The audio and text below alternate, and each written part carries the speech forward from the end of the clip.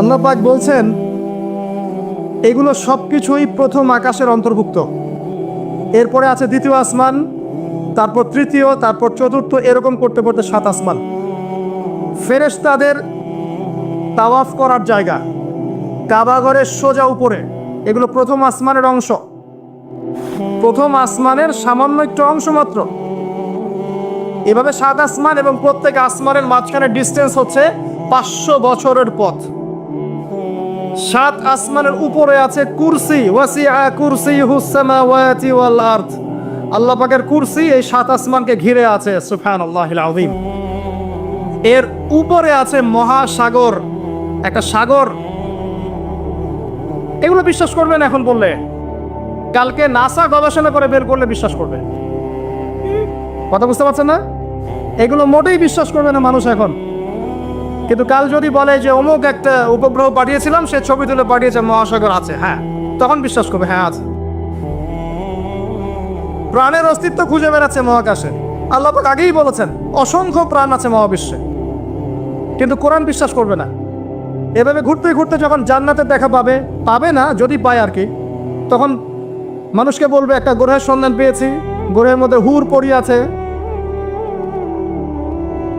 যাদের ওড়না দিয়ে এমন সুগন্ধ বের হয়, যার ওড়নার কোনা যদি পৃথিবীতে নামিয়ে দেওয়া হতো তাহলে সারা পৃথিবী সুগন্ধে ভরে যেত। তখন মানুষ বিশ্বাস করবে, হ্যাঁ আছে। যদি ওরা বলে জাহান্নাম বলতে কিছু আছে, যেখানে আযাব দেওয়া হয়, শাস্তি দেওয়া হয়, 19 জন বড় বড় ফেরেশতা আছেন, তখন এই বিশ্ববাসী বিশ্বাস করবে, হ্যাঁ আছে। আর ওরা যখন কিছু বিশ্বাস করে তখন সারা বিশ্বকে বিশ্বাস করাতে বাধ্য করে। ওরা বলছে করোনা করোনা, তখন সবাই বলছে হ্যাঁ করোনা করোনা। ওরা বলছে অমিক্রন অমিক্রন, এখন সবাই বলছে অমিক্রন অমিক্রন। তারপরে এগুলো বন্ধ, এবার রাশিয়া ইউক্রেন, রাশিয়া ইউক্রেন, এবার রাশিয়া ইউক্রেন, রাশিয়া ইউক্রেন। করোনার কথা মানুষ কিন্তু কিছুদিন আগে ভুলে গিয়েছিল। মাঝে মাঝে আবার মনে করায় দেয় আজকে এতজন মৃত্যুবরণ করেছে, আজকে এতজন আক্রান্ত, যেটা আপনি ভুলে না যান। পুরা মাইন্ড প্রোগ্রামিং, আপনার মাথা আমার মাথা প্রোগ্রামিং।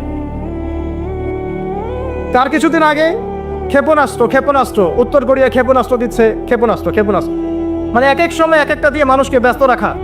এখন ব্যস্ত রাখছে এই যে 1350 বিলিয়ন বছর আগের ছবি, ব্যস্ত থাকো এখন, এটা নিয়ে নাচো আর গাও, কয়েক মাস যাক, এই ফাঁকে তারা কিছু কাজ করবে।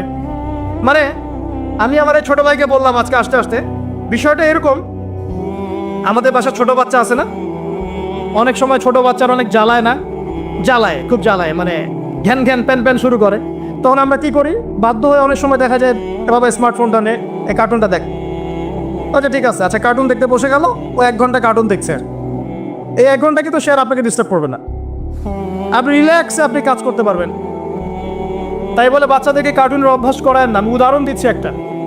আর যদি কার্টুন দেখাতেই হয়, ইসলামিক কোনো কার্টুন দেখায়। তো ওয়ার্ল্ড যারা নিয়ন্ত্রণ করে তারা বিশ্ববাসীর সাথে এরকম গেম খেলছে, এরকম কিছু প্রযুক্তি, এরকম কিছু মানে প্রলোভন বা আপগ্রেডেড কোনো ফিচার, এন্টারটেনমেন্ট আপনার সামনে দিয়ে দিয়েছে, এগুলো নিয়ে আমরা ব্যস্ত। এরকম ইস্যুগুলো দিয়ে দেয়, এগুলো নিয়ে আমরা ব্যস্ত। ওরা ওদের কাছ থেকেই করছে। ইসরায়েল পুরো প্যালেস্টাইন দখল করার যে প্ল্যান, এদিকে এগিয়ে যাচ্ছে, আসছে, এগোচ্ছে। আমরা একটা একটা করে ইস্যু নিয়ে ব্যস্ত থাকি। যাই হোক, অনেক ভিতরে চলে যাচ্ছি। তো যেটা বলছিলাম যে এই 7টা আসমানের উপরে আছে কুরসি, তার উপরে মহাসাগর, তার উপরে আছে আরশে আজিম। যে আরশে আজিমের 8টা খুঁটি আছে। কয়টা খুঁটি? 8টা খুঁটি ধরে আছেন মাত্র 8 জন ফেরেশতা। সূরা হাক্কার মধ্যে এটা আছে। কোন সূরা? হাক্কা। এই 8 জন ফেরেশতা এটাকে বহন করে কিয়ামতের দিন নিয়ে আসবেন। সুবহানাল্লাহ। তো তাদের শক্তি চিন্তা করেন।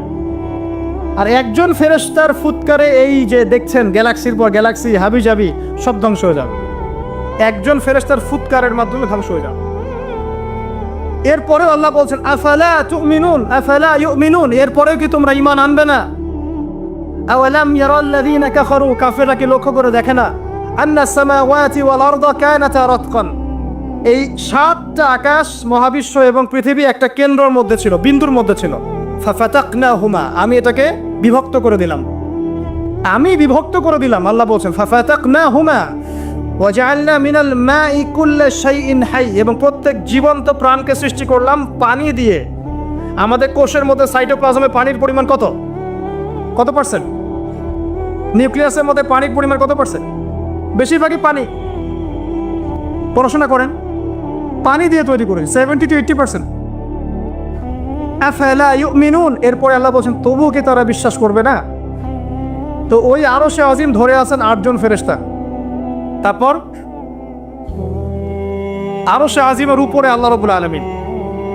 তো আল্লাহ রাব্বুল আলামিন এই যে প্রথম মহাবিশ্ব দেখছেন, এর ঊর্ধ্বে অবস্থান করছেন। তার মানে এখানে যে সময় চলছে, অতীত, এখানকার ভবিষ্যৎ, এখানকার বর্তমান, আল্লাহ পাক এই 3 কালের ঊর্ধ্বে অবস্থান করছেন। আল্লাহ পাক যখন বলছেন যে আবু লাহাব জাহান্নামে যাবে, আল্লাহ পাক দেখে দেখে বলছেন, এই যে ভবিষ্যৎটা আল্লাহ পাক দেখছেন, আবু লাহাব এখানে আছে, এখন ইন ফিউচার এখানে যাবে, এখানে গিয়ে সে জাহান্নামে যাবে। আল্লাহ চোখের সামনে সব। আমাদের কাছে মনে হচ্ছে অতীত, বর্তমান, ভবিষ্যৎ, আল্লাহর সামনে এগুলো কিছুই নাই। ওই যে নক্ষত্রের কথা বলা হচ্ছে, এটা অতীতকালের ছবি, কত বছর আগের ছবি, এত বিলিয়ন বছর আগের ছবি। মানে আপনি আমি আকাশে যা দেখি এগুলো পাস্ট টেন্স, অতীতকাল। এটা সূর্য আপনি দেখছেন এখন, এটা 8 মিনিট 20 সেকেন্ড আগের সূর্য, ওদের থিওরি মতে আর কি। আলো আসতে যে সময়টুকু লাগে, এই সময়টুকু চলে যাচ্ছে আপনার। আলো আসতে কতটুকু সময় লাগে পৃথিবীতে? 8 মিনিট 19 সেকেন্ডের মতো। তার মানে আপনি যে সূর্যটা দেখছেন, এটা আসলে 8 মিনিট 19 সেকেন্ড আগের সূর্য। তার মানে আমরা যা দেখছি আকাশে সব পাস্ট টেন্স, অতীতকাল। তাহলে যদি সূর্য থেকে পৃথিবীকে দেখা যায়, তাহলে ওরা পৃথিবীর অতীতকাল দেখবে।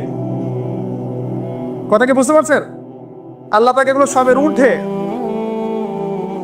এই আলোর চেয়ে প্রচন্ড গতিতে, আলোর বেগের চেয়ে যদি অনেক অনেক অসীম গতিতে কেউ যদি ছুটতে পারে মহাকাশে, তাহলে সে এই সব কালের ঊর্ধ্বে চলে যাবে। স্টিফেন হকিংসেরও তো সূত্র আছে এরকম। এটাই নবী সাল্লাল্লাহু আলাইহি ওয়াসাল্লামের মেরাজের সাথে মিলে যায়। তিনি গিয়েছেন, ফিরে এসেছেন, এসে দেখেছেন অজুর পানি গড়িয়ে পড়ছে টাইমের ঊর্ধ্বে। সবই বৈজ্ঞানিক, আসলে প্রমাণ করতে পারে না। তখন বলবে যে ধর্ম, মৌলবাদ, অন্ধবিশ্বাস ইত্যাদি ইত্যাদি। যখন প্রমাণ করতে পারবে তখন ধার্মিক হয়ে যাবে প্রতিটা বিষয়। তো এটা নিয়ে আরো ডিপ কথা আছে, আজকে ওইদিকে আমি যাচ্ছি না, শুধু এতটুকু বলছি আল্লাহ পাক এই সব কিছুর ঊর্ধ্বে। সেখান থেকে আল্লাহ রাব্বুল আলামিন সবকিছু দেখেন এবং শোনেন। আসুন, আল্লাহ কোথায় এটা খুঁজতে ইব্রাহিম আলাইহিস সালাম বলছেন, হয় তারা আমার রব, চাঁদ আমার রব, বা নক্ষত্র আমার রব, সূর্য বড়, সূর্য রব। যখন এগুলো ডুবে গেল, তখন তিনি একটা কথা বললেন, সেটা কি? ইন্নী ওয়াজ্জাহতু ওয়াজহিয়া লিল্লাযী ফাতারাস সামাওয়াতি ওয়াল আরদা হানিফা ওয়া মা আনা মিনাল মুশরিকিন। আল্লাহ পাক এটা অন্য জায়গায় বলেছেন, মা কানা ইব্রাহিম ইয়াহুদিয়্যান ওয়ালা নাসরানিয়্যা। ইব্রাহিম ইহুদি ছিল না, নাসারা ছিল না। ওয়ালাকিন কানা হানিফাম মুসলিমা, তিনি একনিষ্ঠ মুসলিম ছিলেন। ওয়া মা কানা মিনাল মুশরিকিন, তিনি মুশরিকদের অন্তর্ভুক্ত ছিলেন না। হুয়া সাম্মাকুমুল মুসলিমিন, তিনি তোমাদের নাম দিয়েছেন মুসলিম। তো একইভাবে নবী সাল্লাল্লাহু আলাইহি ওয়াসাল্লামকে দেখেন, তিনিও কিন্তু সমাজের অরাজকতা দেখে হেরা গুহায় চলে গেলেন। সেখানে আল্লাহকে ডাকতে লাগলেন, ধ্যান করতে লাগলেন। এক পর্যায়ে ওহী তার কাছে আসলো। দুজনের দেখেন কত মিল পাওয়া যাচ্ছে। এরপর যেমন ইব্রাহিম আলাইহিস সালামকে সমাজ থেকে তাড়িয়ে দেওয়া হলো, নবী সাল্লাল্লাহু আলাইহি ওয়াসাল্লামকেও সমাজ থেকে কি করা হলো? তাড়িয়ে দেওয়া হলো, মারা হলো, গালি দেওয়া হলো, রক্তাক্ত করা হলো। এক পর্যায়ে তাকে হিজরত করে চলে যেতে হলো। মিল পাচ্ছেন? পরিবার বাধা দিয়েছে ইব্রাহিম আলাইহিস সালামকেও, মুহাম্মদ সাল্লাল্লাহু আলাইহি ওয়াসাল্লামকে। আত্মীয়রা বাধা দিয়েছে ইব্রাহিম আলাইহিস সালামকেও, মুহাম্মদ সাল্লাল্লাহু আলাইহি ওয়াসাল্লামকেও। সমাজ বাধা দিয়েছে ইব্রাহিম আলাইহিস সালামকেও, মুহাম্মদ সাল্লাল্লাহু আলাইহি ওয়াসাল্লাম। হিজরত করে চলে যেতে হয়েছে তাকেও এবং তাকেও আলাইহিম আসসালাম। দুজনের চেহারার মিল। চলে যাওয়ার সময় তাদের সাথে কে ছিল? ইব্রাহিমের সাথে তার স্ত্রী সারা। তার স্ত্রীর নাম কি? বিশ্বের সবচেয়ে সুন্দরী মহিলা ছিলেন দুজন। কয়জন? দুজন। একজন হাওয়া আলাইহিস সালাম, 2 নম্বর সারা আলাইহিস সালাম। তাদের মতো সুন্দরী নারী পৃথিবীতে খুব একটা আসেনি। এই ওয়াজটা আবার আপনার বউকে শোনায়েন না, রাগ হয়ে যাবে। তাকে গিয়ে বলবেন, বিশ্বের সবচেয়ে সুন্দর মেয়ে তুমি, আমার চোখে তুমিই সবচেয়ে সুন্দর। যদি কন্ট্রোল করতে চান, খালি প্রশংসা প্রশংসা। নিন্দা করতে গেলেই সমস্যা, নিন্দা করতে গেলেই বেঁকে বসে যাবে। খালি প্রশংসা, তুমি অনেক সুন্দর, তোমার রান্না অনেক সুন্দর, তোমার রুচি অনেক ভালো, তুমি আছো বলেই আমার সব কাজ সুন্দর হচ্ছে। শুধু প্রশংসা। দেখবেন যে সব সুন্দর মতো চলছে, ঘুড়ি উঠছে আকাশে সুন্দর। আর যদি টানা হেঁচড়া শুরু করেন তাহলে ওই যে মানজা দিতেন না পড়া ঘুড়ি, ঘুড়ি কেটে চলে যাবে। আর অন্য আরো ঘুড়ি যদি আকাশে থাকে তাহলে ওই ঘুড়ি ঘুড়ি ব্যাস লাগে কেটে চলে যাবে। কথা কি বুঝতে পারছেন? বোঝেন বোঝেন। যাও, এখন কিন্তু এই সময়টা চলছে, প্রত্যেক ঘরে ঘরেই ফিতনা আর প্রত্যেক ঘরে ঘরেই পরকীয়া। অতএব হৃদ্যতা ভালোবাসা বজায় রাখার চেষ্টা করতে হবে। আল্লাহ পাক তৌফিক দান করুন, আমিন। হিজরতের সময় তাদের দুইজনের সঙ্গী হচ্ছেন তাদের স্ত্রীরা। দেখেন, শুরু থেকে নবী সাল্লাল্লাহু আলাইহি ওয়াসাল্লামের পাশে ছিল তার স্ত্রী খাদিজা রাদিয়াল্লাহু আনহা এবং ইব্রাহিম আলাইহিস সালামের পাশে তার স্ত্রী সারা আলাইহিস সালাম। আর খাদিজা রাদিয়াল্লাহু আনহার অবদান সম্পর্কে তিনি বলছেন যে আমার কথা যখন কেউ শুনতো না তখন খাদিজা আমার উপর ঈমান এনেছিল, অতএব তোমরা তাকে নিয়ে ভালো মন্দ বলো না। আর খাদিজা রাদিয়াল্লাহু আনহা সেই মহিয়সী নারী যাকে জিবরাইল আলাইহিস সালাম সালাম দিয়েছেন এবং তার জন্য জান্নাতে এমন একটা ঘর নির্মাণ করা হয়েছে যেই ঘরের মধ্যে কোনো শোরগোল নাই, কোনো রকমের শব্দ দূষণ নাই, সুকুন আর সালাম, পিস। আমাদের মা বোনদেরকে আল্লাহ খাদিজা রাদিয়াল্লাহু আনহার মতো বানিয়ে দিন, আমিন। এবার হিজরত তাকেও করতে হলো। তিনি করলেন মদিনায় সাল্লাল্লাহু আলাইহি ওয়াসাল্লাম, আর ইব্রাহিম আলাইহিস সালাম কোথায় করলেন? না, প্রথমে ফিলিস্তিনে। কোথায়? ফিলিস্তিনে। শাম দেশ বলা হয় ফিলিস্তিনকে। সেখানে গিয়ে যাওয়ার পথে একটা ঘটনা, যাওয়ার পথে একটু দাঁড়াই, যাওয়ার আগে একটা ঘটনা ঘটেছে, তারপরে একটা ঘটনা। যাওয়ার আগে ঘটনা কি? সমাজের লোকজন মূর্তি পূজা করছে। সূরা আম্বিয়ার মধ্যে আছে, আমি শর্ট করছি নাহলে সময় বেশি লাগবে। সূরা আম্বিয়ার মধ্যে আছে, লোকজন শিরক করছে। ইব্রাহিম আলাইহিস সালাম বলছেন, মা হাদিহি তামাসিলুল্লাযী আনতুম লাহা আকিফুন, এইসব কি সব মূর্তি তোমরা পূজা করো, যারা শোনেও না এবং উপকারও করতে পারে না, অপকারও করতে পারে না। তখন তার কওম তাকে বলছেন, তুমি কি আমাদের সাথে ঠাট্টা মশকরা করছো না, তোমার কাছে কোনো সত্য আছে? তখন ইব্রাহিম আলাইহিস সালাম বলছেন, তোমরা চলে গেলে আমি এদের ব্যাপারে ব্যবস্থা নেব। যখন তারা চলে গেল, ইব্রাহিম আলাইহিস সালাম এই সবগুলো মূর্তিকে ভেঙে ফেললেন, ইল্লা কাবীরুম মিনহুম, শুধু বড় মূর্তিটা বাদ দিয়ে। তারা ফিরে আসলো, এসে দেখলো যে মূর্তি ভাঙা। কে ভাঙলো? মান ফাআলা হাযা বিআলিহাতিনা, আমাদের উপাস্যদের সাথে এই কাজ কে করেছে? একজন বলল, হয়তোবা সে ব্যক্তি করেছে, ইউকালু লাহু ইব্রাহিম, যার নাম ইব্রাহিম। ডাকা হলো, তুমি কি করেছো? তিনি বলছেন যে বাল ফাআলা কাবীরুহুম হাযা, বরং তাদের বড় মূর্তিটাই কাজ করেছে। ফাসআলহুম ইন কানু ইয়ানতিকুন, ওকে জিজ্ঞাসা করো যদি সে কথা বলতে পারে। এবার তারা বুঝতে পারলো তো কথা বলতে পারে না। তখন ইব্রাহিম আলাইহিস সালাম বললেন, তুমি কেন তাহলে এমন কিছুর উপাসনা করছো যে শোনেও না, দেখেও না, কথাও বলতে পারে না? আমি যাকে ভাঙলাম সে তো প্রতিহতও করতে পারলো না, একটা মাছি বসলে সে তাড়াতেও পারলো না, তাহলে কেন তার উপাসনা করছো? কোনো জবাব নাই, কিন্তু হঠকারিতা অহংকার আছে। ঠিক এখনকার নমরুদ ফেরাউনদের মতো, জবাব নাই কিন্তু হঠকারিতা অহংকার আছে। তাকে দরবারে নিয়ে যাওয়া হলো। ওখানে শাসককে নমরুদ ডেকে বলছে, কি সমস্যা? তো ইব্রাহিম বলছে, কি সমস্যা, কে তোমার রব? ইব্রাহিম আলাইহিস সালাম বলছেন, রব্বি আল্লাযী ইউহয়ী ওয়া ইউমীত, আমার রব সে যে জীবন দেয় মৃত্যু দেয়। নমরুদ বলছে, আনা উহয়ী ওয়া উমীত, আমি তো জীবন দেই মৃত্যু দেই। কিভাবে? একজন ফাঁসির আসামি, তাকে ডেকে নিয়ে ছেড়ে দিল, এই জীবন দিলাম। আর একজন সাদাসিধা মানুষ নিরপরাধ ডাকলো, গর্দান নামিয়ে দিল, মৃত্যু দিলাম। তো ইব্রাহিম আলাইহিস সালাম বলছে, আচ্ছা ঠিক আছে। ক্বালা ইব্রাহিম রব্বি আল্লাযী ইউহয়ী ওয়া ইউমীত, তারপরে তিনি বলছেন, ইন্নাল্লাহা ইয়াতি বিশ-শামসি মিনাল মাশরিক ফাতি বিহা মিনাল মাগরিব, আমার রব আল্লাহ তিনি যিনি পূর্ব দিক থেকে সূর্যকে উদিত করেন, তুমি যদি রব হয়ে থাকো তাহলে পশ্চিম দিক থেকে উঠিয়ে দেখাও। ফাবুহিতাল্লাযী কাফার, এরপরে সে কাফের, হতভম্ব হয়ে গেল, কিন্তু কিচ্ছু করতে পারলো না। সবাইকে বললে, একে ধরো। ওয়ানসুরু আলিহাতাকুম, তোমাদের ইলাহদেরকে সাহায্য করে একে ধরো। খুযুহু ওয়া হাররিকুহু, তাকে ধরো এবং আগুনে পুড়িয়ে দাও। ওই যে আগুনের কুণ্ডলি ফেলা হলো, এবার তাকে আগুন জ্বালানো হলো, তাকে আগুনে ফেলা হচ্ছে। আগুনে পড়ার সময় আল্লাহ রাব্বুল আলামিন তার কাছে পাঠালেন জিবরাইল আলাইহিস সালামকে, এসে বলছেন, হাজাতান ইনদি, তোমার কি কোনো হাজত আছে আমার কাছে? তখন ইব্রাহিম আলাইহিস সালাম বলছেন, না, আমার হাজত আল্লাহর কাছে আছেন। হাসবি আল্লাহ ওয়া নি'মাল ওয়াকিল, নি'মাল মাওলা ওয়া নি'মান নাসির, এই কথা বলার সাথে সাথেই আল্লাহ পাকের সাহায্য অবতারিত হয়ে পড়লো। আল্লাহ পাক বললেন, ইয়া নার, হে আগুন, কুনি বারদান ওয়া সালামান আলা ইব্রাহিম, ঠান্ডা হয়ে যাও, ইব্রাহিমের জন্য শীতল ঠান্ডা হয়ে যাও। ব্যাস, সবাই দেখলো যে ইব্রাহিম আগুনে পড়ে আছে কিন্তু উঠছে না। ঠিক এরকম পরীক্ষা নবী সাল্লাল্লাহু আলাইহি ওয়াসাল্লাম হয়েছে না? বদরে, উহুদে আল্লাহ সাহায্য এসেছে না? আল্লাহর ফেরেশতা এসেছে, তার মাধ্যমে সাহায্য হয়েছে। এক একজনের মানে মাত্রাটা ডিফারেন্ট ছিল, কিন্তু ঘটনা কিন্তু সেই। যাই হোক, এরপরে ইব্রাহিম আসলাম চলে যাচ্ছেন ওই কমিউনিটি থেকে। মিশরের এক বাদশা লম্পট, সে স্ত্রী সারাকে কিডন্যাপ করলো। এবার সারাকে তার সাথে খারাপ কিছু করার ইচ্ছা করা মাত্রই অবশ্যই সে পড়ে গেল, প্যারালাইজ 3 বার। এই জায়গায় এই বাদশা বুঝতে পারে যে এই মহিলা বা এই নারী কোনো সাধারণ কোনো নারী নয়।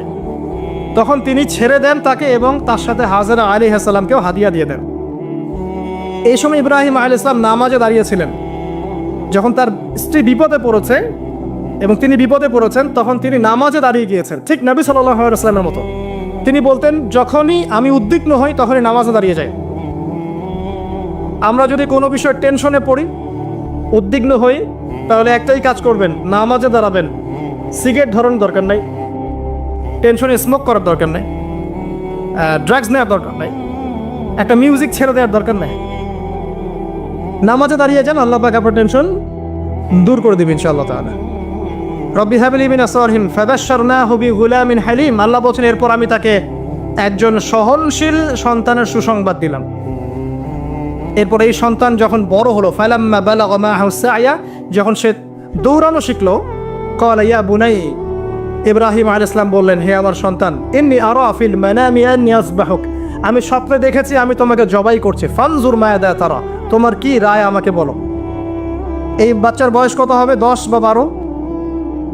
তখন ইসমাইল আলাইহিস সালাম বলছেন, ইয়া আবাতি, হে আমার বাবা, ইফআল মা তুমার, আল্লাহ পাক আপনাকে যা আদেশ করেছেন সেটা আপনি করুন।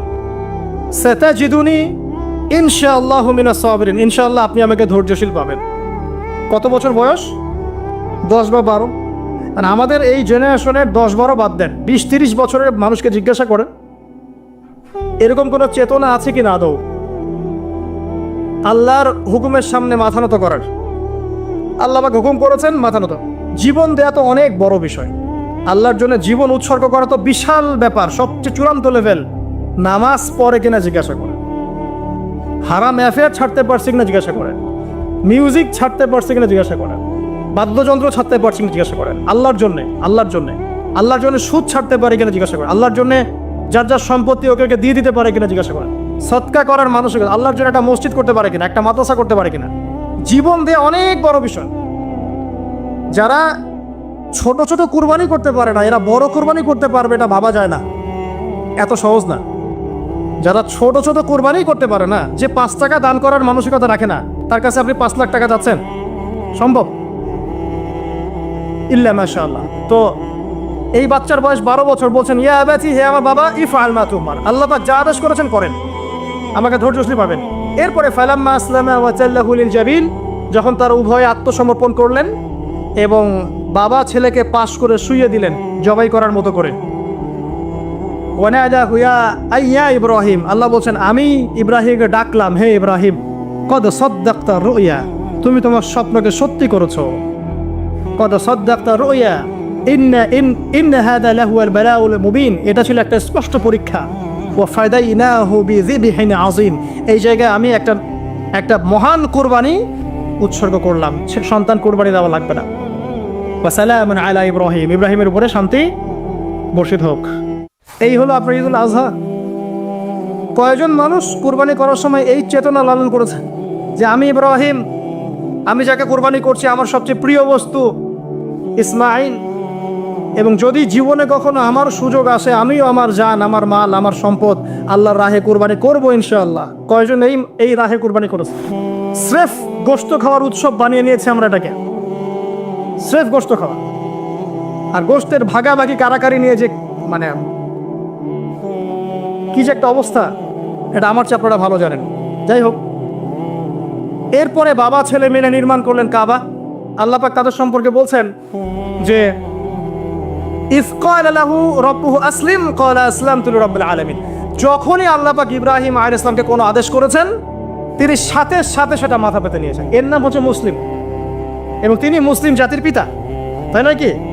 তার ব্যাপারে আল্লাহ পাক বলছেন, যখনই আমি তাকে বলেছি আত্মসমর্পণ করো, সাথে সাথে সে আত্মসমর্পণ করেছে।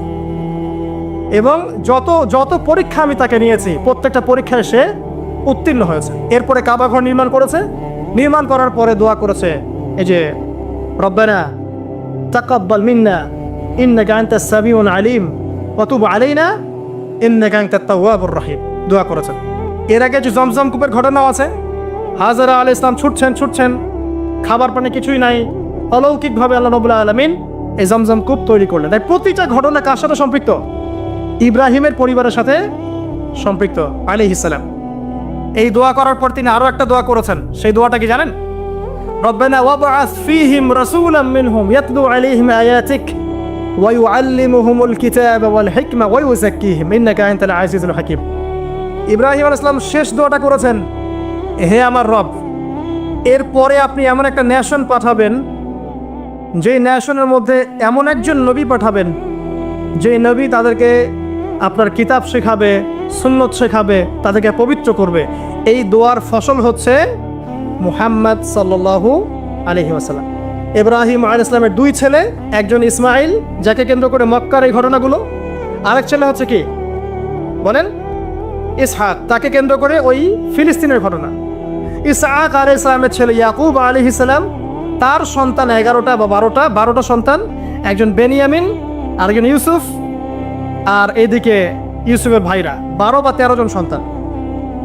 তো এইভাবে আবার ইউসুফ থেকে আবার মিশর, মানে এভাবেই ঘুরেছে আর কি মধ্যপ্রাচ্য। মানে এই ইয়াকুব আলাইহিস সালামের বংশধরদের মধ্যেই আছে দাউদ, আছে সুলাইমান, আছে ইউনুস, ইউসুফ, সব এখানে, ঈসা ইবনে মারিয়াম, মূসা, সব এখানে। এটাকে বলা হয় বানু ইসরাইল। বানু ইসরাইল। এই কারণে ইহুদিরা জেলাস যে আমাদের এখানে শেষ নবী কেন আসলো না, ওইদিকে কেন আসলো। আর এইদিকে মক্কা থেকে ইসমাইল আলাইহিস সালাম, এদিকে একজন নবী, ইসমাইল আলাইহিস সালামের পরে এই একজন নবী, শেষ নবী মুহাম্মদ সাল্লাল্লাহু আলাইহি ওয়াসাল্লাম। আমরা হচ্ছে বনু ইসমাইল, বুঝতে পারছেন কথাটা? তো ওই যে দোয়া, তার ফসল মুহাম্মদ সাল্লাল্লাহু আলাইহি ওয়াসাল্লাম। এবার তিনি যখন দাওয়াতি কাজ শুরু করলেন, সেম পরিবার থেকে বাধা, সমাজ থেকে বাধা, হিজরত, রক্তক্ষরণ, আপনার গাছের ছাল পাতা গিয়ে থাকতে হয়েছে, তায়েফে মার খেতে হয়েছে, মদিনায় গিয়ে ইসলামিক স্টেট কায়েম করেছেন, বদরের যুদ্ধ করতে হয়েছে, উহুদ, তারপর খন্দক, তারপর হুদায়বিয়ার সন্ধি, তারপর খায়বার আক্রমণ, তারপরে মক্কা বিজয়।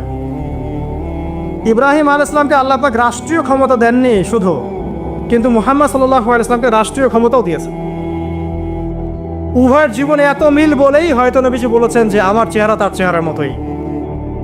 এবং আমরাও দরুদের মধ্যে পড়ি কি, আল্লাহুম্মা সাল্লি আলা মুহাম্মদ ওয়া আলা আলি মুহাম্মদ কামা সাল্লাইতা আলা ইব্রাহিম ওয়া আলা আলি ইব্রাহিম ইন্নাকা হামিদুম মাজিদ, আল্লাহুম্মা বারিক আলা মুহাম্মদ ওয়া আলা আলি মুহাম্মদ কামা বারাকতা আলা ইব্রাহিম ওয়া আলা আলি ইব্রাহিম ইন্নাকা হামিদুম মাজিদ। তো প্রিয় ভাইরা, এতটুকু আপনারা বুঝতে পেরেছেন। শেষ করার আগে এতটুকু বলবো, প্রত্যেকটা ইবাদতের পিছনে সার গল্প না জানলে সেই ইবাদতের স্বাদ পাওয়া যায় না। আমাদের ঈদুল আজহার মূল চেতনা কি ছিল? ত্যাগের চেতনা। আল্লাহর জন্য নিজের সবচেয়ে প্রিয় বস্তু কুরবানি করার মানসিকতা থাকতে হবে। আর আপনি নিজেকে প্রশ্ন করেন, আয়নার সামনে দাঁড়ান, আয়নার সামনে দাঁড়িয়ে প্রশ্ন করেন, আমার সবচেয়ে প্রিয় বস্তু কি? আমার সম্পদ, আমার বাড়ি গাড়ি, আমার চাকরি, আমার স্ত্রী সন্তান, আমার জমি জমা, বা আমার নিজের জীবন? এই তো। আমি বলছি না আপনি আপনার জীবন আল্লাহর পথে এখনই কুরবান করে দেন। আমি বলছি আপনি একে শুরু থেকে শুরু করেন। অ্যাটলিস্ট আল্লাহর জন্য নামাজ পড়া শিখেন, অ্যাটলিস্ট আল্লাহর জন্য নামাজটা পড়া শুরু করেন, আল্লাহর জন্য রোজা রাখেন, আল্লাহর জন্য যাকাত দেন, আল্লাহর জন্য একটু সদকা করেন, আল্লাহর জন্য একটা মাদ্রাসা করেন, একটা মসজিদ করেন, দিনের কোনো প্রজেক্ট করেন, দিনের কোনো খেদমত করেন। এরপরে আপনি আপনার পরিবারটাকে আদর্শ পরিবার বানান, আপনার পরিবারটাকে আল্লাহর পথে নিয়ে চলেন। যদি কখনো আপনার সামনে এমন সুযোগ দাঁড়ায় যে আল্লাহর জন্য আপনাকে জীবনও দিতে হচ্ছে, তখন আপনি দিতে পারবেন ইনশাআল্লাহ। এখন পারবেন না, কারণ এখন আপনি নামাজই পড়ছেন না। আল্লাহ পাক আমাদেরকে বোঝার তৌফিক থাকবে। 1 নাম্বার ত্যাগের মানসিকতা। 2 নাম্বার ভোগবাদী বিষয়গুলো থেকে বেরিয়ে আসা। এখন সিস্টেম চলছে খালি ভোগবাদ, খাও দাও ফুর্তি করো, ওই যে রবীন্দ্রনাথের কবিতার মতো। যিনি অবশ্য 17 কি 18 বছর বয়সে বিয়ে করেছিলেন এবং তার স্ত্রীর বয়স ছিল 10 কি 11 বছর।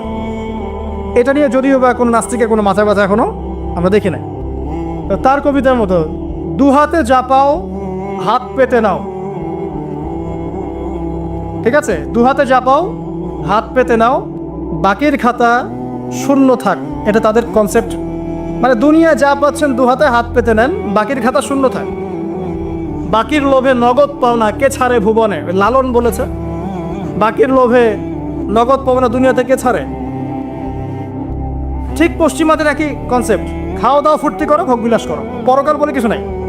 যদি হয়ও পরকাল তখন দেখা যাবে, বিষয়টা এমন, ঠিক আছে।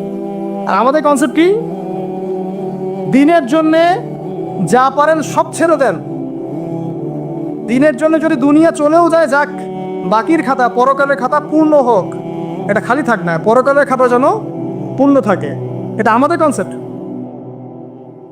আল্লাহ পাক জাহান্নামের মধ্যে একজন ব্যক্তিকে ঢুকাবেন, 1 সেকেন্ড ঢুকাবেন, ওটা করবেন, মানে আল্লাহ পাকের 1 সেকেন্ড, এটা কত বছর আমি জানি না। আল্লাহ পাকের একদিন হচ্ছে 50,000 বছরের সমান। তো তাকে জিজ্ঞাসা করা হবে, দুনিয়াতে কি সুখে ছিলে? সে বলবে যে সুখ কি জিনিস আমি তো জানি না। সে ব্যক্তি পৃথিবীর সবচেয়ে সুখী ব্যক্তি ছিল, তাকে 1 সেকেন্ডের জন্য জাহান্নামে ঢোকানো হবে, বের করা হবে। সে বলবে সুখ কি আমি জানি না। আর আমরা মনে করি এখনকার যারা মিলিয়ন বিলিয়নের আছেন, হয়তোবা এরকম কেউ হতে পারে সেই ব্যক্তি, যে চোখের ইশারা করলেই এক দেশ দখল হয়ে যায়, ঠিক আছে। আর সবচেয়ে দুঃখী একটা মানুষকে আল্লাহ পাক ঢোকাবেন জান্নাতে, 1 সেকেন্ড ঢোকাবেন, বের করবেন। দুনিয়াতে কষ্টে ছিলে, সে বলবে যে কষ্ট কি জিনিস আল্লাহ আমি তো জানি না। তো চূড়ান্ত সফলতা এটা। এই জন্য ভোগবাদী দর্শন না, ইসলামের জন্য আল্লাহর জন্য ছাড় দিতে শেখেন, ত্যাগ করতে শেখেন। 3 নাম্বার, পরিবারের আদর্শ ঠিক করতে হবে। দেখেন ইব্রাহিম আলাইহিস সালামের পরিবার, মা হাজারা, সন্তান ইসমাইল, বাবা ইব্রাহিম। যতক্ষণ পর্যন্ত আমাদের পরিবারের কর্তারা ইব্রাহিমের মতো হচ্ছেন না, মায়েরা হাজারার মতো হচ্ছেন না, আর আমরা সন্তান যারা আছে আমরা ইসমাইল আলাইহিস সালামের মতো হতে পারছি না, টিকটক প্রজন্মই থেকে যাচ্ছি, ততদিন পর্যন্ত ইসলামের বিজয় সম্ভব না, ঠিক আছে। আর নবী মুহাম্মদ সাল্লাল্লাহু আলাইহি ওয়াসাল্লাম ইব্রাহিম আলাইহিস সালামের দোয়ার ফসল। আমাদের সামনে দায়িত্ব হচ্ছে তার রেখে যাওয়া এই দিনটাকে বাঁচানো, এই দিনটার প্রচার করা, এই দিনটার প্রসার করা, নিজের জানমাল অর্থ সম্পদ যা আছে এগুলো দিয়ে দিনের কোনো খেদমত বা কল্যাণ আঞ্জাম দেওয়ার চেষ্টা করা। এতে করে ইনশাআল্লাহ আমাদের ক্ষুদ্র ক্ষুদ্র প্রচেষ্টাগুলো যখন একত্রিত হবে, দিন ইসলাম আস্তে আস্তে ইনশাআল্লাহ তাআলা বিজয়ী হবে। একদিনে ইসলামের পূর্ণাঙ্গ বিজয় সম্ভব না। আমরা ঈদ উল আজহা এবং ইব্রাহিম আলাইহিস সালাম, তার পরিবার এবং নবী সাল্লাল্লাহু আলাইহি ওয়াসাল্লামের সাথে যে মিল, এগুলো থেকে যে শিক্ষাগুলো অর্জন করলাম, আল্লাহ পাক আমাদের সবাইকে এগুলোর উপর আমল করার তৌফিক দান করুন। ইব্রাহিম আলাইহিস সালাম শিরকের সাথে আপোষ করেন নাই, আমরাও যেন শিরকের সাথে আপোষ না করি। তিনি আদর্শ পরিবার গড়েছেন, আমরাও যেন গড়ার চেষ্টা করি। তিনি দিনের জন্য প্রয়োজনে, দিনের জন্য অগ্নি পরীক্ষা দিয়েছেন, দিনের জন্য পরীক্ষা আসলে আমরাও যেন সবর করতে পারি, বলতে পারি হাসবি আল্লাহ ওয়া নি'মাল ওয়াকিল। ইব্রাহিম আলাইহিস সালাম তার সবচেয়ে প্রিয় বস্তুটাকে আল্লাহর রাহে কুরবানি করার মানসিকতা দেখিয়েছেন। আমরাও আমাদের সবচেয়ে প্রিয় বস্তু, আমাদের মাল সম্পদ, যেগুলো আল্লাহর জন্য উৎসর্গ করা সম্ভব, সেগুলো করার মানসিকতা লালন করার চেষ্টা করি। আল্লাহ পাক তৌফিক এনায়েত করুন। সর্বোপরি আমরা নবী মুহাম্মদ সাল্লাল্লাহু আলাইহি ওয়াসাল্লাম রেখে যাওয়া এই দিন ইসলাম, দ্বীনুল হক, এটাকে মুসলিম অমুসলিম সবার ঘরে পৌঁছে দেওয়ার চেষ্টা করি। আল্লাহ পাক আমাদের সবাইকে তৌফিক এনায়েত করুন, আমিন। أقول قولي هذا أستغفر لي ولكم ولسائر المسلمين. بارك الله لنا ولكم بالآية الحكيم إنه تعالى جواد كريم والرؤوف الرحيم. السلام عليكم ورحمة الله وبركاته. শো অফের কোনো দরকার নাই। আর এই ভার্চুয়াল জগৎটা, ফেসবুক অনলাইনের জগৎটা আমাদেরকে শিখিয়েছে কথার, কাজের চেয়ে কথা বেশি, আর যতটুকু করব তার চেয়ে শো অফ বেশি। করব 5%, শো অফ 100%। দেখবেন অল্প একটু কাজ মানুষকে না জানানো পর্যন্ত শান্তি হচ্ছে না।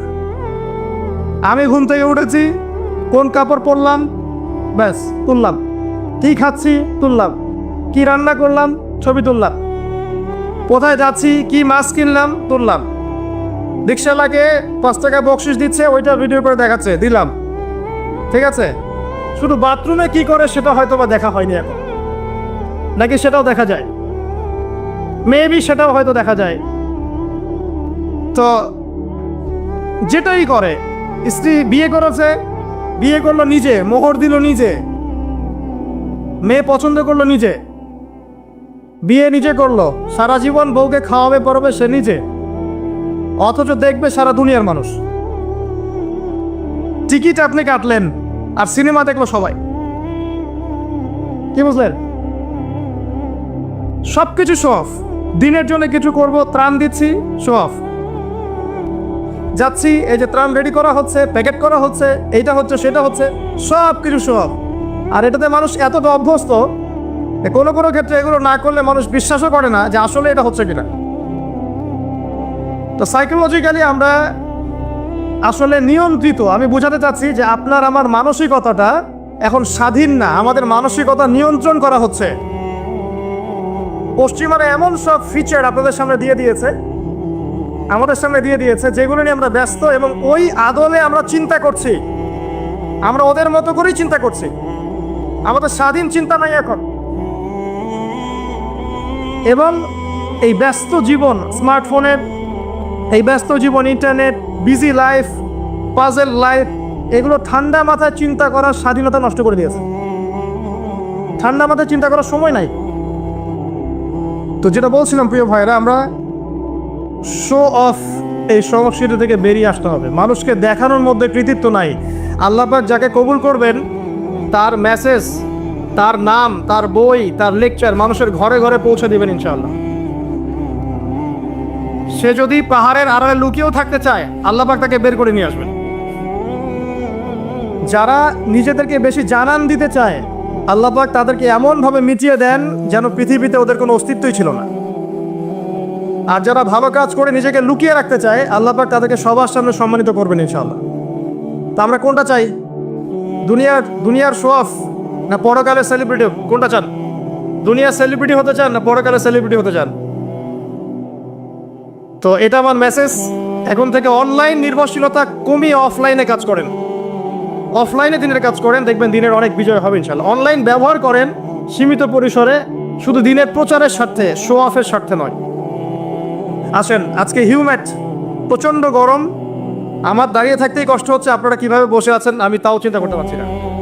তো প্রথমে আমরা দোয়া করি আল্লাহর কাছে, আল্লাহ পাক যেন আমাদের উপরে এই যে প্রচণ্ড গরমের একটা আযাব মনে হচ্ছে, আল্লাহ পাক সেটা যেন দূর করে দেন, আল্লাহুম্মা আমিন। আল্লাহ পাক যেন আমাদের উপরে তার রহমতের বৃষ্টি বর্ষণ করেন, আমিন। আল্লাহুম্মা আগিসনা, আল্লাহুম্মা আগিসনা, আল্লাহুম্মা আগিসনা। হে আল্লাহ, আপনি আমাদের উপরে বৃষ্টি বর্ষণ করুন, আমিন। মুষলধারে উপকারী বৃষ্টি আল্লাহ আপনি আমাদের উপর বর্ষণ করুন, আমিন। এর মধ্যে ছিলাম জ্যামে, 3-4টা জ্যাম ক্রস করে আসতে হয়েছে, 3 ঘন্টা আমি ড্রাইভ করে এসেছি, এসে খুতবা, লেকচার। তা আমার কাছে মনে হলো যে রাস্তাঘাটের যে অবস্থা, তাতে গভর্নমেন্ট থেকে একটা বই পাবলিশ করা উচিত এবং সেই কিতাবটা, বইটা স্কুল কলেজে পড়ানো উচিত। কি সেটা? কিভাবে রাস্তায় চলাচল করতে হয়। বেশিরভাগ মানুষ আমরা এটা জানি না, রাস্তায় কিভাবে চলাচল করতে হয়, কোন সিগন্যালের অর্থ কি, কোন সাইনের অর্থ কি। প্রতিনিয়ত দুর্ঘটনা ঘটছে মুহূর্তের মধ্যে, আজকে 10টা, কালকে 20টা, পরশুদিন 50টা। আর আমরা মেনেও নিয়েছি স্বাভাবিকভাবে রাস্তায় নামলে মরতে হয়। রাস্তাঘাটে কিভাবে চলাচল করতে হয়, কোন সিগন্যালের অর্থ কি, রুলস এন্ড রেগুলেশনস কি, কিভাবে চললে দুর্ঘটনা কমবে, এটার বেশি গুরুত্ব ছিল। কথা বুঝতে পারছেন? যাই প্রিয় ভাই, আজকে লম্বা আলোচনা করতে পারবো না, একটা বিষয় আমি শুধু মনস্থির করেছি এটা বলার জন্যে। অতি সম্প্রতি আমরা ঈদুল আজহা অতিবাহিত করেছি। আমাদের ইবাদতগুলো অনেকটা অন্তঃসার শূন্য হয়ে গেছে। কীরকম? নামাজ পড়ি, নামাজে কি পড়ি বুঝি না, নামাজে মনোযোগ আসে না। দীর্ঘদিন নামাজ পড়ছি, চোখ দিয়ে কখনো পানি বের হচ্ছে না। রোজা রাখছি, রোজার আধ্যাত্মিকত্ব কি বুঝতে পারছি না। হজ করছি, হজের মূল চেতনা কি বুঝতে পারছি না। উমরা করছি, এর চেতনা কি বুঝতে পারছি না। এই যে কয়দিন আগে কুরবানি করলাম, হজ করলাম, এর পিছনের মূল চেতনা কি ছিল আমরা আসলে বুঝতে পারি না অনেকেই। এই আলোচনাটা আমি ঈদুল আজহায় করতে চেয়েছিলাম, কিন্তু সময় এবং পরিবেশ অনুকূলে ছিল না। আমি খুব সংক্ষিপ্ত আকারে সেটা আপনাদের সামনে উপস্থাপন করার চেষ্টা করছি ইনশাআল্লাহ। ওয়া মা তৌফিক ইল্লা বিল্লাহ, আলাইহি তাওয়াক্কালতু ওয়া ইলাইহি উনীব। হজ বলেন, উমরা বলেন, কুরবানি বলেন, সাফা মারওয়া সাই বলেন, পাথর, শয়তানকে পাথর নিক্ষেপ বলেন, মাকাম ইব্রাহিমের সালাত বলেন, জমজম কূপ বলেন, আরাফার মাঠ বলেন, এই পুরো বিষয়গুলো, এবং ইয়াউমুন নাহার মানে পশু যে কুরবানি করলাম আমরা, ঈদুল আজহা পালন করলাম, এই পুরো বিষয়গুলোর সাথে একটা পরিবারের স্মৃতি জড়িত আছে। একটা পরিবার, তার নাম নবী ইব্রাহিম আলাইহিস সালাম। একটু আগে আমরা দরুদ পড়েছি, আল্লাহুম্মা সাল্লি আলা মুহাম্মদ, হে আল্লাহ মুহাম্মদ সাল্লাল্লাহু আলাইহি ওয়াসাল্লামের প্রতি আপনি শান্তি বর্ষণ করুন। ওয়া আলা আলি মুহাম্মদ, মুহাম্মদ সাল্লাল্লাহু আলাইহি ওয়াসাল্লামের পরিবারের উপরেও, কামা সাল্লাইতা আলা ইব্রাহিম, ঠিক যেমনি আপনি শান্তি বর্ষণ করেছিলেন ইব্রাহিম আলাইহিস সালামের উপরেও এবং তার পরিবার বর্গের উপরেও, একইভাবে পরেরটুকু, কামা বারাকতা আলা ইব্রাহিম। তো নবী সাল্লাল্লাহু আলাইহি ওয়াসাল্লামের সাথে ইব্রাহিম আলাইহিস সালামের নাম জুড়ে দেওয়া হলো কেন? একটা প্রশ্ন। এখানে অন্য কোনো নবীর নাম কেন এলো না? নবী সাল্লাল্লাহু আলাইহি ওয়াসাল্লাম এবং ইব্রাহিম আলাইহিস সালামের জীবনের মধ্যে সবচেয়ে বেশি মিল ছিল। অন্য নবীদের চাইতে ইব্রাহিম আলাইহিস সালামের সাথে তার জীবনের সবচেয়ে বেশি মিল ছিল। যখন মেরাজে নবী সাল্লাল্লাহু আলাইহি ওয়াসাল্লাম গিয়েছেন আল্লাহ পাকের সাথে সাক্ষাৎ করতে, তখন তিনি বলেছিলেন ফিরে এসে যে আমি সপ্তম আসমানে বাইতুল মামুরের সাথে হেলান দেয়া অবস্থায় ইব্রাহিম আলাইহিস সালামকে দেখেছে। আমি আবার বলছি, আমি সপ্তম আসমানে পার হয়ে বাইতুল মামুর কি? ফেরেশতাদের তাওয়াফ করার জায়গা, কাবা ঘরের সোজা উপরে। তো এই বাইতুল মামুরে ইব্রাহিম আলাইহিস সালামকে হেলান দিয়ে বসে থাকতে দেখেছে, এবং আমি দেখেছি আমার চেহারা এবং তার চেহারা সম্পূর্ণ এক। মানে আমাদের নবী মুহাম্মদ সাল্লাল্লাহু আলাইহি ওয়াসাল্লাম এবং আমাদের নবীগণের পিতা আবুল আম্বিয়া ওয়াল মুরসালিন ইব্রাহিম আলাইহিস সালাম, তাদের দুইজনের চেহারা ছিল একই রকম। চেহারা একই রকম, একটা রূপক অর্থ হতে পারে, সেটা হলো তাদের জীবনের প্রতিটা ক্ষেত্রেই মিল আছে। আচ্ছা, একটু বলেই দিই মাঝখানে, রাসূলুল্লাহ সাল্লাল্লাহু আলাইহি ওয়াসাল্লাম মেরাজে হঠাৎ সুঘ্রাণ, নবী সাল্লাল্লাহু আলাইহি ওয়াসাল্লাম বলছেন কোত্থেকে আসছে এটা? জিবরাইল আলাইহিস সালাম উত্তর দিচ্ছেন, এটা হচ্ছে ফেরাউনের মেয়ের চুল আঁচড়ে দিত একজন দাসী, যার হাত থেকে একদিন চিরুনি পড়ে গিয়েছিল। সে বলেছিল বিসমিল্লাহ বলে চিরুনি উঠিয়েছে, উঠে আবার আচরণ শুরু করেছে। এখন এর মেয়ে শুনে ফেলেছে বিসমিল্লাহ বলে উঠিয়েছে। সেই মেয়ে ফেরাউনকে বলল যে আপনাকে বাদ দিয়ে এই দাসী আরেকজনকে ইলাহ মানছে। তখন সেই দাসীকে গ্রেপ্তার করা হলো। তুমি কার উপাসনা করছো, কার ইবাদত করছো? সে দাসী বলছে আমি এক আল্লাহর ইবাদত করি। কে আল্লাহ? যে আল্লাহ আমাকে সৃষ্টি করেছেন, যে আল্লাহ আমার রব, যে আল্লাহ আপনারও রব। ফেরাউনকে মুখের উপর বলে দিল। এবার ফেরাউন তাকে ধরে বলছে ফিরে আসো তোমার মতাদর্শ থেকে, না হলে তোমাকে জীবন্ত আগুনে পুড়িয়ে মারবো। কি বলছে? আগুনে পুড়িয়ে মার। তো সে ফিরে আসে না। তখন ফেরাউন দেখলো তার সন্ততি আছে কিনা। সন্তানরা আমাদের সফট কর্নার না, সন্তানকে ডেকে আনা হলো। দুইটা কি তিনটা বাচ্চা। বলছে ফিরে আসো, আমাকে ইলাহ বলে স্বীকার করো, না হলে তোমার সন্তানদেরকে আগুনে ফেলে দিব। সেই মহিলা বলছে আমার তো মাত্র 3টা সন্তান, আমার যদি এর চাইতেও বেশি সন্তান থাকতো তারপর আমি ফিরে আসতাম না। একে একে মায়ের চোখের সামনে এক এক করে বাচ্চাদেরকে জীবন্ত আগুনে পুড়িয়ে ফেলা হলো। শেষমেশ সেই মেয়েটাকেও, সেই দাসীকেও জীবন্ত আগুনে পুড়িয়ে দেওয়া হলো। নবী সাল্লাল্লাহু আলাইহি সাল্লামকে জিবরাইল আলাইহিস সালাম বলছেন ওই যে ফেরাউনের দাসী, অনেকে বলেছে তার নাম আসিয়া, এই নামটা কোরআনে নাই। নবীজি পেলেন তো? অন্য কোনো নবী পেয়েছেন? অন্য কোনো নবীর ক্ষেত্রে এটা দলিল পাওয়া যাচ্ছে না, কিন্তু নবী সাল্লাল্লাহু আলাইহি সাল্লামের ক্ষেত্রে দলিল পাওয়া যাচ্ছে। আচ্ছা, এটা গেল নবীর কথা। এই ঘটনা ঘটেছে মূসা আলাইহিস সালামের যুগে, আর নবী সাল্লাল্লাহু আলাইহি সাল্লাম ঘ্রাণ পাচ্ছেন মেরাজে। চিন্তা করতে পারেন কত বছর আগে ঘটনা ঘটেছে, আমরা জানতামই না। কিন্তু যদি মেরাজে নবী সাল্লাল্লাহু আলাইহি সাল্লামের কাছে সুঘ্রাণটা না আসতো। সুবহানাল্লাহ। এরপর কি? এটা তো নবীর ক্ষেত্রে গেল। সাহাবীদের ক্ষেত্রে কি হয়েছে? একজন সাহাবী যার নাম আনাস বিন নজর। কি নাম? আনাস বিন নজর। নামগুলো মনে রাখবেন। উহুদের মাঠে বিশাল যুদ্ধ হচ্ছে, আমরা জানি যুদ্ধের মধ্যে প্রথম দিকে মুসলিমরা প্রায় জয়লাভ করেই ফেলেছিল, কিন্তু একটা ভুল, অনলি একটা ভুল। কি ভুল? ওই জাবাল রুমার মধ্যে 50 জন তীরন্দাজ সাহাবীকে রেখে দেওয়া হয়েছে। নবীজি বলেছিলেন, আমরা যদি মরেও যাই, আমাদের গায়ের গোশত যদি পাখি এসে খাওয়া শুরু করে, তোমরা নামবে না এখান থেকে। বুঝতে পারছেন? কমান্ড। এটা হচ্ছে একজন নেতার আনুগত্য। কমান্ড, নেতার আনুগত্য কত বড় জিনিস দেখেন। তো যখন যুদ্ধ শুরু হয়ে গেল, হামজা রাদিয়াল্লাহু আনহু সহ অন্যান্য সাহাবীরা বীর বিক্রমে যুদ্ধ করলেন। অল্প কিছু সময়ের মধ্যেই কাফেররা পালানো শুরু করলো। যখন মুসলিমরা বীর দর্পে যুদ্ধ করে, কাফেররা পালিয়ে যায় না? যায় না? মুসলিমরা সবাই ঐক্যবদ্ধ যদি হতে পারত, কোনো কাফেরের শক্তি ছিল নাকি ইসলামের দিকে চোখ তুলে তাকায়? আজকে আমরা যে বিভক্ত, আমরা বিভক্ত, আপোষে বিভক্ত, বিভিন্ন দলে মতাদর্শে বিভক্ত, আমাদের শক্তি কমে গেছে, হাওয়া বেরিয়ে গেছে। আমাদের যুবকরা এখন পর্নোগ্রাফি, এই গার্লফ্রেন্ড বয়ফ্রেন্ড কালচার, এই মাদক, এই জুয়া, এই জেনার পেছনে ছুটছে। আমরা নামাজ ছেড়ে দিচ্ছি, কোরআন ছেড়ে দিচ্ছি, মা বোনরা পর্দা ছেড়ে দিচ্ছেন। এই জাতি কি বিজয় লাভ করবে নাকি? আগে এই জায়গায় ঠিক করতে হবে, তারপর বিজয় আসবে ইনশাআল্লাহ তাআলা। আর বিজয় যে আসবে এ বিষয়ে কোনো সন্দেহ আছে? কোনো সন্দেহ নাই। আমরা না পারলে আল্লাহ পাক অন্য জেনারেশনকে নিয়ে আসবেন। ওই জেনারেশন না পারলে তার পরের জেনারেশন পারবে। তারাও যদি না পারে, আমাদের দ্বারা যদি কোনো কাজই না হয়, আল্লাহ পাক অমুসলিমদেরকে হেদায়েত দিয়ে ইসলামে নিয়ে আসবেন, তাদের হাত দিয়ে বিজয় দিবেন ইনশাআল্লাহ। পৃথিবী সভ্যতা শুরু হয়েছিল একজন নবী দ্বারা, ইসলাম দ্বারা। সভ্যতা শেষও হবে ইনশাআল্লাহ তাআলা একজন নবী দ্বারা। সেই নবীর নাম কি? নবী ঈসা ইবনে মারইয়াম। মারা গেছেন না জীবিত আছেন? বহু মানুষ বিশ্বাস করে তিনি মারা গেছেন। আমরা কি বিশ্বাস করব? আল্লাহ পাক বলছেন, ওয়ামা কাতালুহু ওয়ামা সালাবুহু, তারা ঈসা ইবনে মারইয়ামকে হত্যাও করে নাই, ক্রুশবিদ্ধও করে নাই। বাল রাফাআহু আল্লাহু ইলাইহি, বরং আল্লাহ তাকে তার কাছে উঠিয়ে নিয়েছেন। তিনি কোথায় আসবেন? তিনি আসবেন সিরিয়ায়। কোথায়? এই যুদ্ধ চলছে না, সিরিয়ায় দেখেন নাই? আর এখানে লক্ষ লক্ষ মানুষকে মারা হয়েছে, মা বোনদের ইজ্জত নেওয়া হয়েছে, বাচ্চাদেরকে হত্যা করা হয়েছে।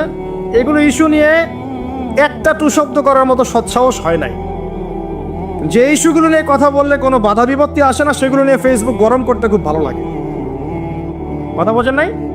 এই যে কয়েকদিন আগে যে হ্যালোইন একটা উৎসব হয়ে গেছে না, আরবদের নাকের ডগে আরবরাও করেছে না, একটা টু শব্দ করার সাহস হয়নি। কারণ টু শব্দ করলে সমস্যা, সাপোর্টটা কমে যাবে। তো তারপরে 2013 থেকে 22 পর্যন্ত ইয়েমেনের প্রায় 3.5 লক্ষ মানুষকে হত্যা করা হয়েছে, যার মধ্যে 60% হচ্ছে শিশু। এই ইস্যু নিয়ে একটা কথা বলার মতো সাহস ঘোমটার হয়নি। আর কি অসংখ্য ইস্যু আছে পুরো মুসলিম বিশ্বে, যেখানে তাকাবেন সত্যিকারের মুসলিমরা আজকে নির্যাতিত, নিপীড়িত। অর্থনৈতিকভাবে হোক, সামাজিকভাবে হোক, আপনার পারিবারিকভাবে হোক, ধর্মীয়ভাবে হোক, বিভিন্নভাবে তাদেরকে হ্যারাস করা হয়েছে। এই মাজলুমদের পক্ষে কথা বলার মতো সৎসাহস হয়নি। কোন ইস্যুগুলো নিয়ে কথা বলতে পছন্দ হয়? ছোটোখাটো যেগুলো নিয়ে কথা বললে মজা পাওয়া যায়, 2-4 লাইন কমেন্ট করা যায়, কাউকে অপদস্থ করা যায়, কারো ইজ্জত ধুয়ে দেওয়া যায়। বাস্তবতা কি জানেন? বাস্তবতা হচ্ছে আল্লাহ রাব্বুল আলামিন যখন কাউকে কবুল করে নেন, সারা দুনিয়া মিলেও তার কোনো ক্ষতি করতে পারে না। আর একটা বড় কথা বলি, মানুষের একটা কথা আছে যে স্পিরিচুয়াল প্রেজেন্স, মানে আধ্যাত্মিক উপস্থিতি বলে একটা কথা আছে। মানুষের ব্যক্তিগত প্রেজেন্সের চাইতে স্পিরিচুয়াল প্রেজেন্সটা অনেক বেশি ইম্পর্টেন্ট। কি বুঝাচ্ছি? ইব্রাহিম আলাইহিস সালাম কিন্তু বেঁচে নাই, বেঁচে আছেন, কিন্তু তার আদর্শ কিন্তু এখনো জীবিত আছে।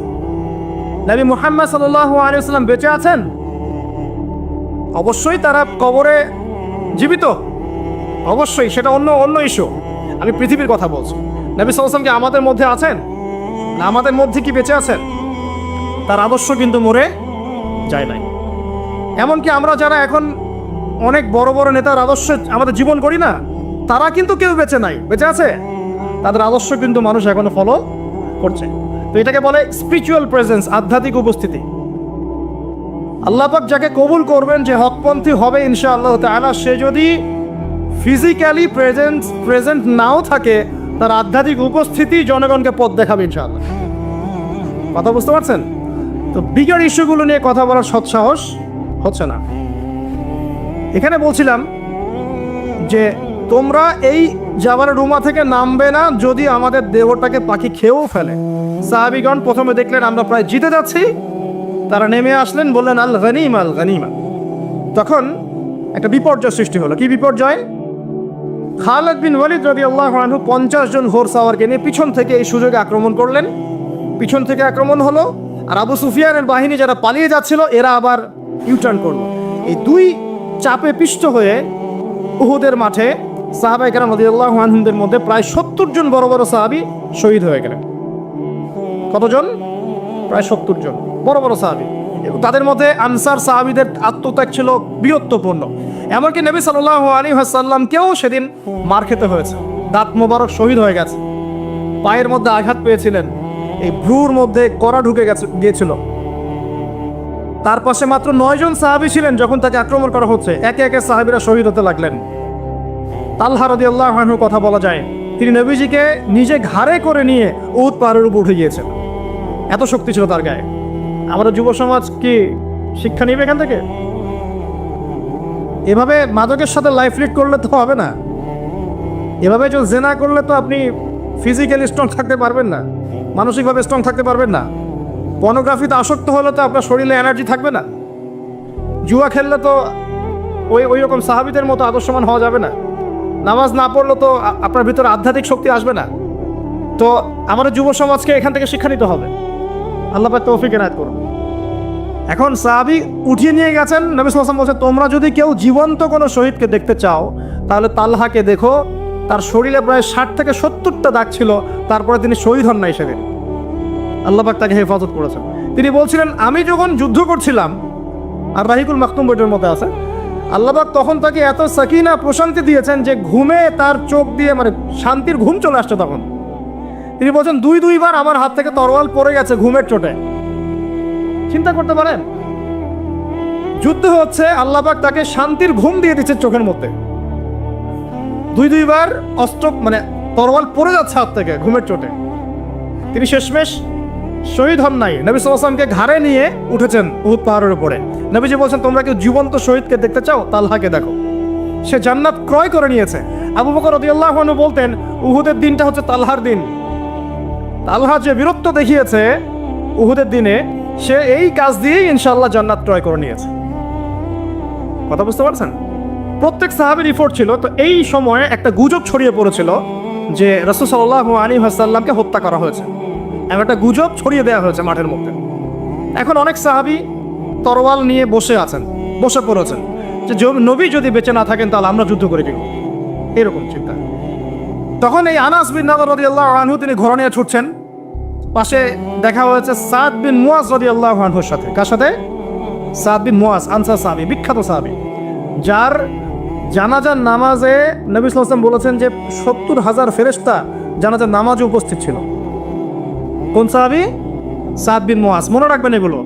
আমাদের যুবকদেরকে, আমাদের আইডলদেরকে তো চিনতে হবে, আমাদের অরিজিনাল সুপার হিরোদেরকে চিনতে হবে না। আমাদের সুপার হিরো কি নেইমার, মেসি নাকি? এসব অহেতুক কাজে সময় নষ্ট করবেন না, টোটালি ওয়েস্ট অফ টাইম। সময়ের অপচয়, জুয়া খেললে অর্থের অপচয়, আপনার যৌবনের অপচয়। সবচেয়ে বড় কথা হচ্ছে হায়াতটা নষ্ট হয়ে গেল। হায়াত নষ্ট হয়ে গেল। হ্যাঁ খেলবেন, আমি তো খেলার পক্ষের মানুষ, নাকি? খেলবেন যে খেলাতে আপনার ফিজিক্যাল উপকার আছে, ফরজ ওয়াজিব তরক হচ্ছে না। খেলতে গিয়েছেন, নামাজ মিস হলে খেলা চলবে না। ফিজিক্যাল স্ট্রাকচার ঠিক রাখার জন্য, স্ট্যামিনার বাড়ানোর জন্য, ফিজিক্যালি ফিট থাকার জন্য আপনি কায়িক খেলা কিছু খেলতে পারেন।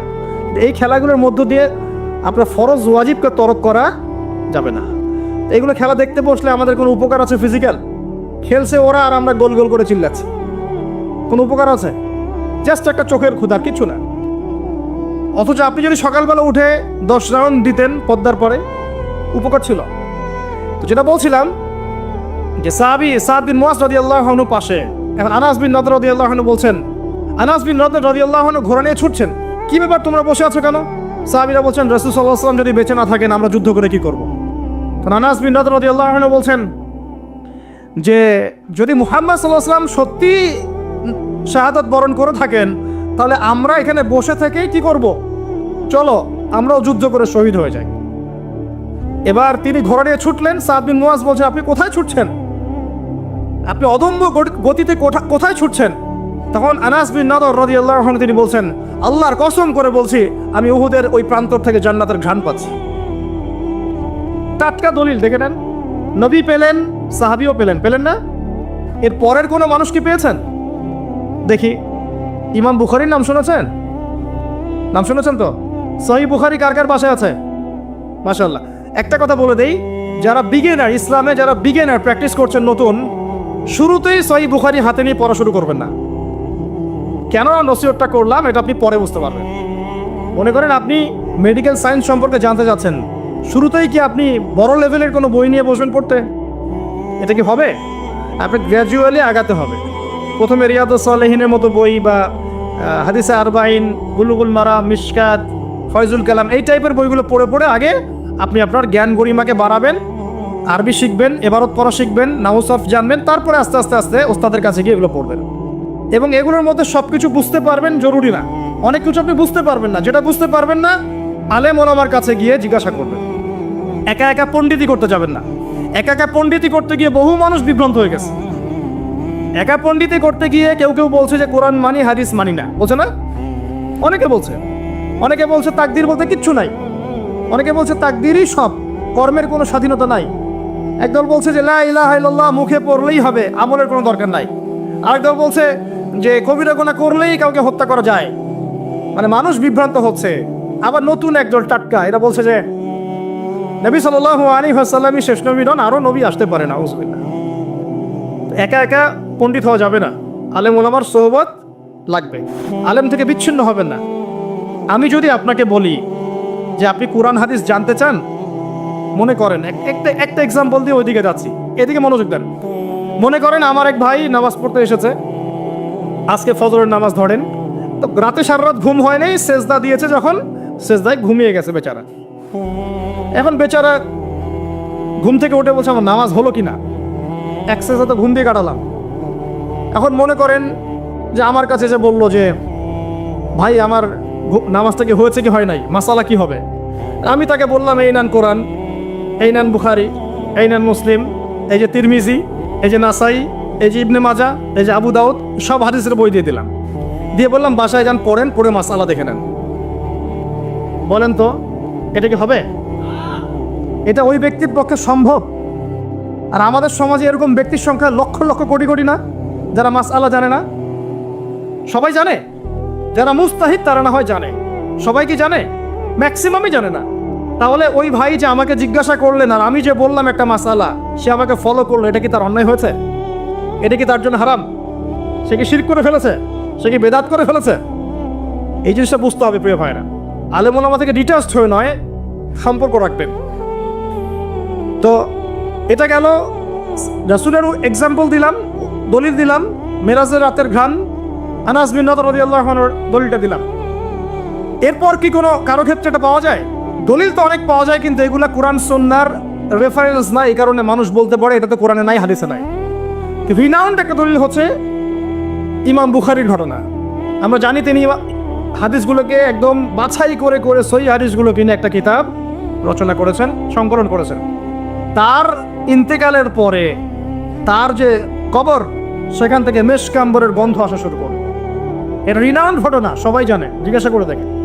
বড় বড় সালাফি আলেমরাও তাদের অনেকের গ্রন্থের মধ্যে এটা এনেছেন। এরপরেও কি সম্ভব? এই যুগে কি এটা সম্ভব? মাওলানা তারেক জামিল নাম শুনেছেন? তারেক জামিল হুজুর হাফিজাহুল্লাহ, আল্লাহ পাক তাকে দীর্ঘ নেখায় দারাজ করুক।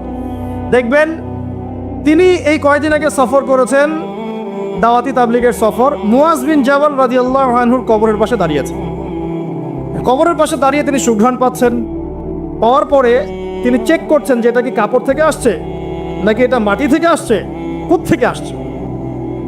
তখন তিনি চলে গেলেন, গিয়ে আবার একটা সফর করে পরের দিন আবার আসলেন। এসে দেখেন সেম ঘটনা। তিনি বলছেন যে এটা কোত্থেকে আসছে। খাদেম তিনি বলছেন যে 2 দিন আপনি এসেছেন, এটা তো আমরা যতদিন থেকে এখানে আছি প্রত্যেক দিন আমরা পাচ্ছি, আলহামদুলিল্লাহ।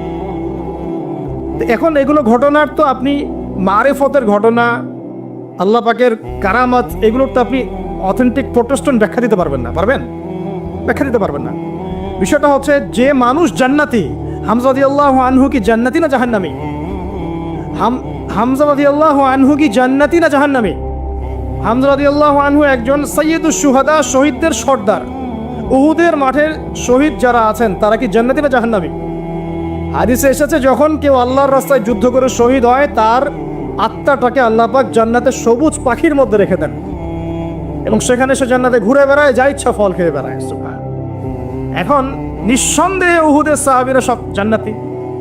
এখন জান্নাতি কোনো মানুষের কবর থেকে যদি ঘ্রাণ আসে, সেই ঘ্রাণটাকে জাহান্নাম থেকে আসবে নাকি বোকা? কথা বলেন। জান্নাতি কোনো মানুষের কবর থেকে যদি সত্যি সত্যি ঘ্রাণ আসা শুরু করে আর কিছু মানুষ সেটা পায়, সেই কবর থেকে কি জাহান্নামের গন্ধ আসবে না জান্নাতের গন্ধ আসবে? আর যদি আমরা বলি যে মাশাআল্লাহ মদিনার পরিবেশটা পুরো জান্নাতি পরিবেশ, তার মানে কি মদিনাকে জান্নাতের সাথে তুলনা করা হলো? কথা বোঝেন নাই? আমরা যদি বলি বাহ মদিনার পরিবেশটা মাশাআল্লাহ জান্নাতি, এই কথার মধ্য দিয়ে কি মদিনাকে জান্নাতের সাথে তুলনা করা হয়েছে? কিসের সাথে কি মিলে তালগোল পাখি অনলাইন গরম করে আল্লাহ ভালো জানে। আমি খুবই ইন্টেলেকচুয়াল লেভেল দেখে আমি খুবই হতাশ যে মানুষের ইন্টেলেকচুয়াল লেভেল এত নিচু হতে পারে। আর কোরআনে যে আল্লাহ পাক বলেছেন জান্নাত এমন জায়গা যা কোনো চোখ দেখে নাই, কোনো কান শোনে নাই, কোনো হৃদয় কল্পনা করে নাই, এই আয়াত কি আমরা জানি না? এই আয়াত আমরা জানি না? সুবহানাল্লাহ। আর মনে করেন আপনি মুআয বিন জাবাল রাদিয়াল্লাহু আনহুর কবরের কাছে গিয়েছেন, আপনি সুঘ্রাণ পেয়েছেন, এর মানে কি আপনি কবর পূজারী হয়ে গেছেন? কেউ পেয়েছে কেউ পায় নাই, আল্লাহু আ'লাম। আল্লাহ পাক যাকে ইচ্ছা তাকে পাওয়াবেন, যাকে ইচ্ছা না তাকে পাওয়াবেন না, এটা আল্লাহ পাকের ইখতিয়ার। আল্লাহ পাক যদি কাউকে পাওয়ান, আপনি সেখানে বিতর্কে সৃষ্টি করছেন কেন? বড় বড় ইস্যু নিয়ে কোনো কথা নাই, পেট্রো ডলার নিয়ে দুটো কথা বলতে পারেন না, ইয়েমেনের বোম্বিং নিয়ে দুটো কথা বলতে পারেন না, আরবের বিভিন্ন কারাগারে বড় বড় শায়েখরা যে কারাগারে পচে পচে মরছে তাদের নিয়ে দুটো কথা বলতে পারেন না, হলয়ের উৎসব চোখের সামনে হয়ে গেল, দুটো কথা বলতে পারলেন না। সুবহানাল্লাহ।